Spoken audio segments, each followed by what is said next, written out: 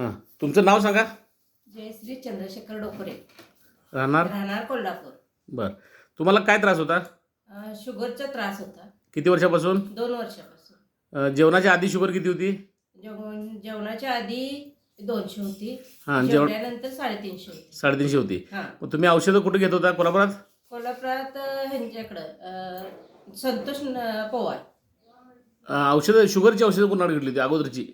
अगोदरचे ह्यांच्याकडे घेतलेले घोलपे घोलपे डॉक्टरांच्याकडे. डॉक्टरांच्याकडे. बरं, मग औषधं घेऊन काय कमी आलं नाही? कमी आलं नाही काय. काय त्रास होता? पायात हातात गोळे आणि शुगर.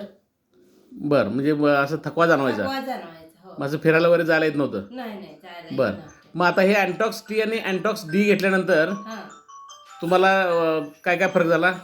फिरणं, थकवा जाणवणं, फ्रेश होतोय, काम करताना काय कंटाळा येत नाही, उत्साह येतोय? उत्साह येतोय. बरं, आता मग औषध चालू करून किती महिने झाले? आता 2 महिने झाले. बरं, आता जेवणाआधी शुगर किती आहे? आता जेवणाच्या आधीची 100 आहे, आणि जेवणानंतर जेवून झाल्या 110 आहे. 110 आहे, म्हणजे नॉर्मल झालेलं आहे. नॉर्मल झाले. हे औषध घेतल्यापासून मग आता normal पहिल्या डॉक्टर गोलपेंच्या गोळ्या बंद झाल्या? बंद झाले. मग कुणी बंद केल्या? डॉक्टरने बंद केले. गोळ्या बंद करायला बंद सांगितलं? करायचं. म्हणजे आता पूर्ण शुगर बंद झालेलं आहे बंद झाले. आणि गोळ्या पण बंद झाल्यात? बंद झाले. हो. ओके ओके ओके, धन्यवाद.